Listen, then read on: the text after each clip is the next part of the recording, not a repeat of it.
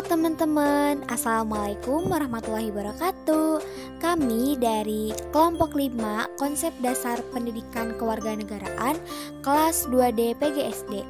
Kami akan membahas mengenai keragaman komunikasi antar sosial dan budaya. Nah, adapun kelompok 5 terdiri dari Aryani Syafitri dengan NIM 2001527, Silsi Nur Ajija dengan NIM 2001313, Giovanni Sabarita dengan NIM 2001306, Siva Lestiani Dewi dengan NIM 2001266, dan Sela Andri Maulidina dengan NIM 2001256. Baik, langsung saja pada pembahasan materi kita kali ini. Enjoy for watching. Oke teman-teman, kita langsung saja masuk ke materi yang pertama, yaitu tentang makna keragaman. Keragaman merupakan kenyataan yang tidak perlu dipermasalahkan, sehingga kesetaraan antar manusia akan mengantarkan hidup manusia menjadi nyaman, tentram, dan senang. Keragaman budaya Indonesia terlihat dalam berbagai kebudayaan lokal yang berkembang di masyarakat, sehingga membentuk kebudayaan itu sendiri. Perkembangan kebudayaan memiliki peran untuk meningkatkan semangat nasionalisme karena budaya lokal mengandung nilai-nilai sosial. Keberadaan keragaman adalah sesuatu yang harus dijaga dan dihormati keberadaannya. Selanjutnya, persatuan dan kesatuan bangsa yang terwujud dari sejumlah suku bangsa yang semula merupakan masyarakat yang berdiri sendiri dan mendukung kebudayaan yang beraneka ragam itu perlu diperkokoh dengan kerangka acuan yang bersifat nasional, yaitu kebudayaan nasional. Suatu kebudayaan yang mampu memberi makna bagi kehidupan berbangsa dan berkepribadian akan dapat dibanggakan sebagai identitas nasional. Akan tetapi, dalam masyarakat majemuk dengan keragaman latar belakang kebudayaan seperti yang terjadi di Indonesia, tidaklah mudah untuk mengembangkan suatu kebudayaan nasional hanya dengan mengandalkan pada kemampuan dan kemapanan masyarakat semata-mata. Oleh karena itu, kebudayaan nasional yang hendak dikembangkan itu telah ditetapkan landasan dan arah tujuannya yang dituangkan dalam penjelasan pasal 32 Undang-Undang Dasar 1945.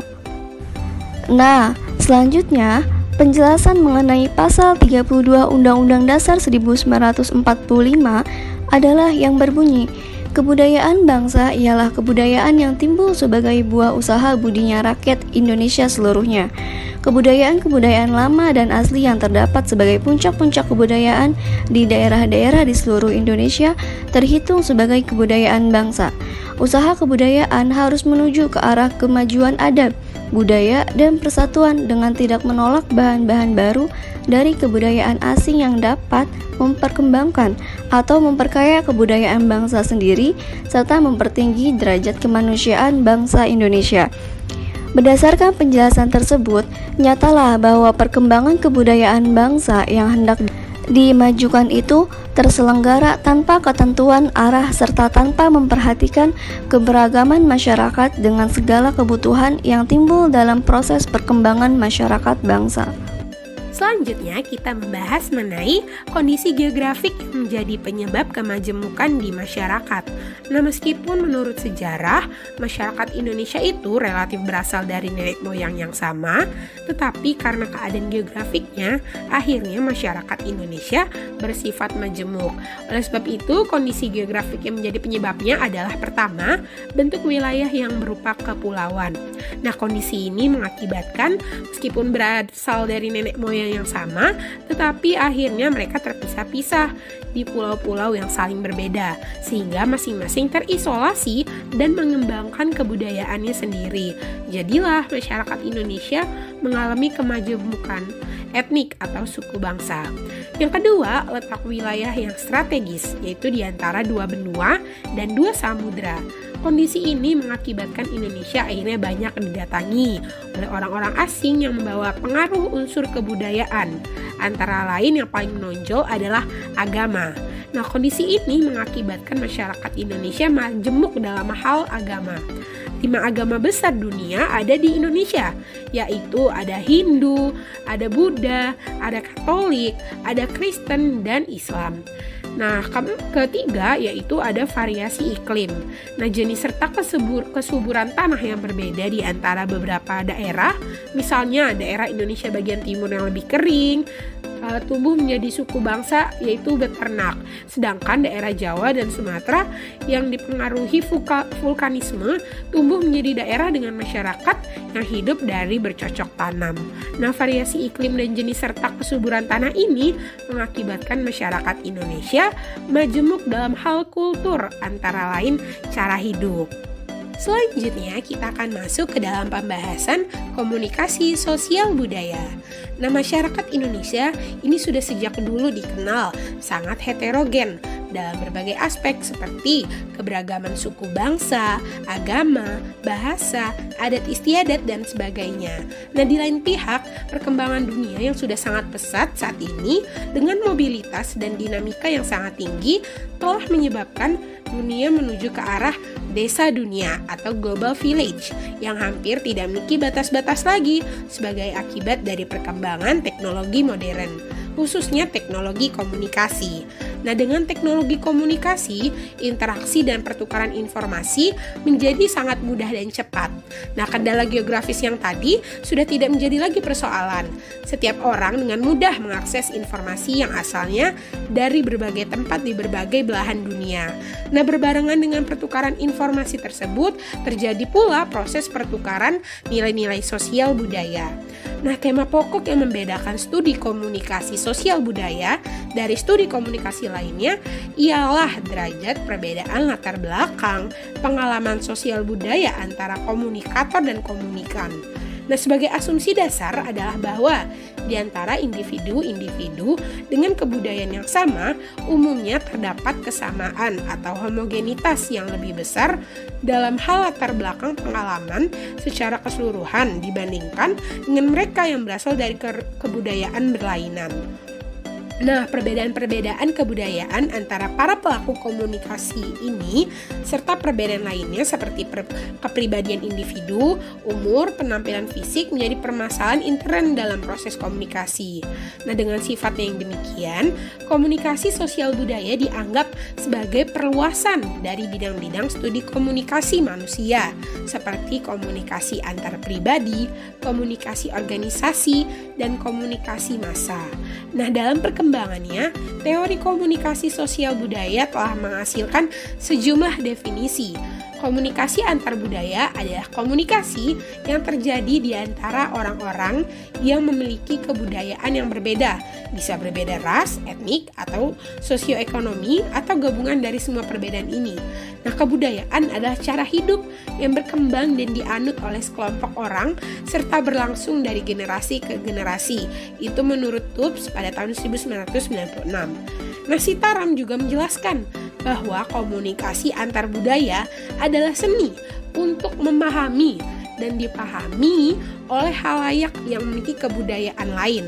Sementara itu, Stewart juga mendeskripsikan pengertian komunikasi sosial budaya lebih komprehensif, yakni komunikasi yang terjadi dalam suatu kondisi yang menunjukkan adanya perbedaan latar belakang sosial budaya seperti strata sosial, bahasa, nilai-nilai, adat, dan kebiasaan. Nah, berdasarkan beberapa definisi tadi, dapat kita simpulkan bahwa komunikasi sosial budaya itu ialah proses komunikasi yang melibatkan orang-orang yang berasal dari lingkungan sosial budaya yang berbeda. Nah, komunikasi sosial budaya terjadi ketika dua atau lebih orang dengan latar belakang sosial budaya yang berbeda berinteraksi. Nah, konsekuensinya adalah terjadinya interaksi nilai dan norma yang saling berbeda, sehingga berpotensi mengganggu keefektifan komunikasi. Oke, baik teman-teman. Di sini saya akan melanjutkan menjelaskan apa yang sudah teman saya paparkan sebelumnya. Nah, di sini tuh ada terkait tentang norma sosial budaya. Namun teman-teman, kita yang pertama akan mengetahui dulu nih pengertian dari nilai. Nilai adalah prinsip-prinsip etika yang dipegang dengan kuat oleh individu atau kelompok, sehingga mengikatnya dan lalu sangat berpengaruh pada perilakunya. Nilai berkaitan dengan gagasan tentang baik dan buruk, yang dikehendaki dan yang tak dikehendaki.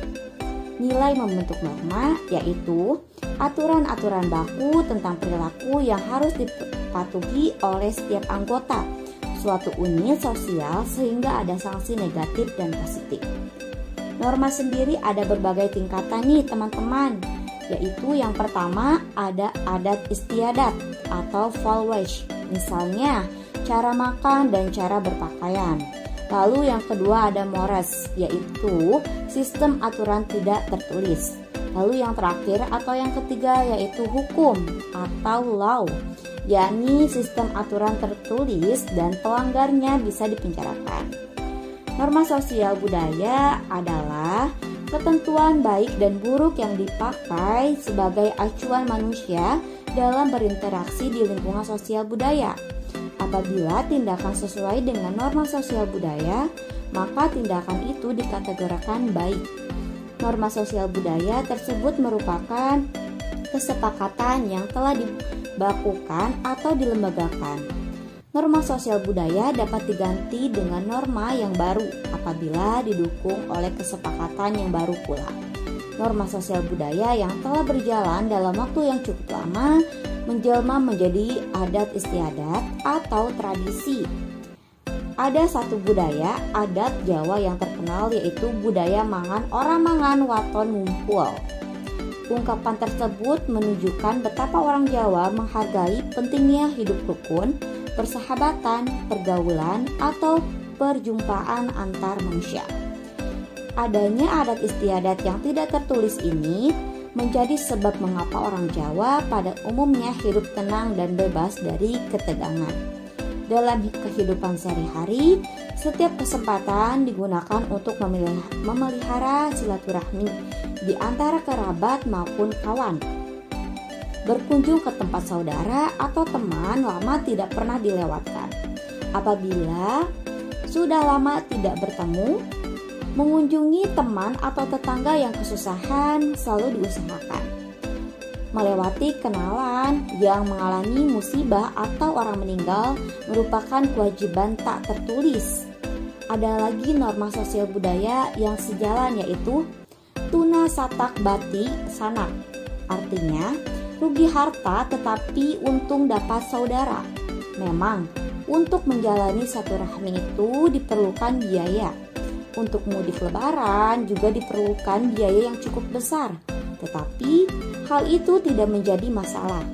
Tidak masalah rugi harta, karena dari silaturahmi itu akan memperoleh keuntungan yang lebih besar nilainya, yaitu sanak atau saudara, atau terbinanya ikatan famili, silaturahmi, dan integrasi sosial. Dalam kehidupan sehari-hari, komunikasi sosial budaya adalah merupakan jenis komunikasi yang sangat dominan. Frekuensi terjadi sangat tinggi. Mengapa? Karena peluang berinteraksi orang berbeda latar belakang sosial budaya memang sangat besar. Komunikasi antara orang yang berbeda usia, jenis kelamin, status sosial ekonomi, agama, afiliasi politik, dan sebagainya akan selalu terjadi. Selanjutnya, contoh komunikasi sosial budaya. Nah, pada contoh komunikasi sosial budaya sebagai berikut, bahwa kontak mata dianjurkan selama berkomunikasi di medan. Ini adalah nilai budaya yang dijunjung tinggi di sana. Bila orang berbicara kepada penduduk dan dengan menghindari kontak mata, maka ia dianggap menyembunyikan sesuatu atau tidak berkata benar, dan juga dianggap tidak mengindahkan etika. Coba bandingkan dengan nilai sosial budaya di Jawa nih teman-teman. Justru ketika berkomunikasi dengan orang yang lebih tua, dianjurkan untuk menunduk dan tidak menatap langsung ke wajahnya.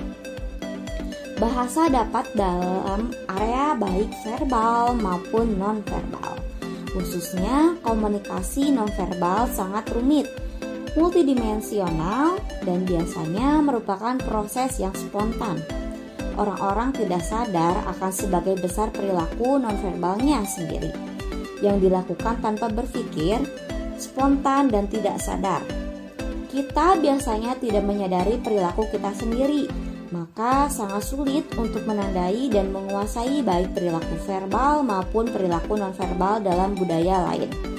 Kadang-kadang kita merasa tidak nyaman dalam budaya lain karena kita merasa bahwa ada sesuatu yang salah, khususnya bahwa nonverbal.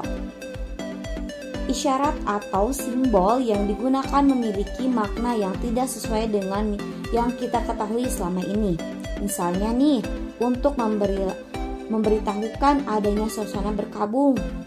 Ada masyarakat yang menggunakan bendera warna putih untuk daerah Yogyakarta, warna merah untuk daerah Surakarta, warna kuning untuk daerah Jakarta, warna hitam untuk daerah Jawa Timur.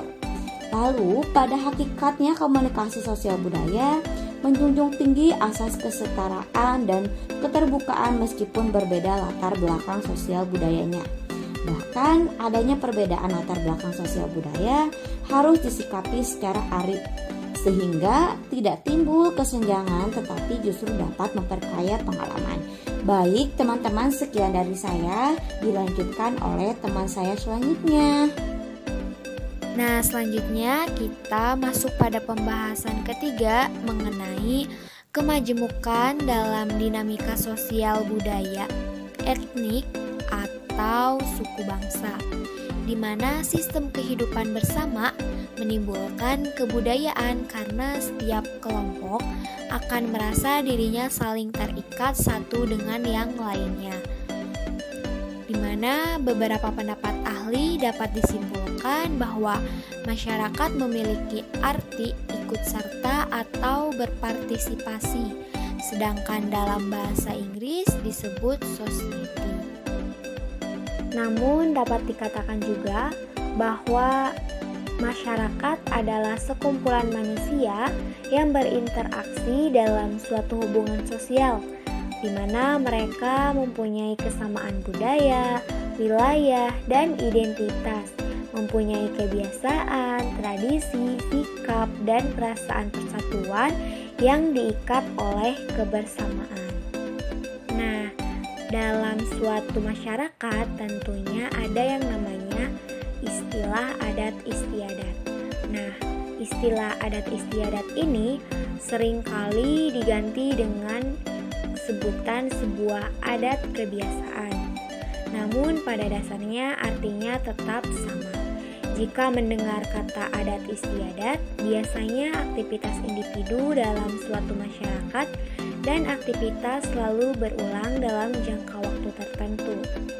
Menurut Soleman, ia mengatakan bahwa adat istiadat dalam suatu hukum ada perbedaan antara adat istiadat dan hukum adat. Suatu adat istiadat yang hidup atau menjadi tradisi dalam masyarakat dapat berubah, namun diakui sebagai peraturan hukum atau hukum adat, di mana pandangan bahwa agama ini memberikan pengaruh dalam proses terwujudnya hukum adat pada dasarnya bertentangan dengan konsepsi yang diberikan oleh Van den Berg yang dengan teorinya ini yaitu reception in complex. Menurut pandangan adat istiadat, suatu tradisi dan kebiasaan nenek moyang kita yang sampai sekarang masih dipertahankan untuk mengenang nenek moyang kita juga sering disebut sebagai keanekaragaman budaya. Nah, istilah adat istiadat sering diganti dengan nama atau sebutan adat kebiasaan, namun pada dasarnya artinya tetap sama. Jika mendengar kata adat istiadat, biasanya aktivitas individu dalam suatu masyarakat dan aktivitas ini selalu berulang kembali dalam jangka waktu tertentu, bisa dalam hitungan hari, minggu, bulan, tahun, dan seterusnya, sehingga membentuk suatu pola tertentu. Nah, materi selanjutnya akan disampaikan dibawakan oleh teman saya.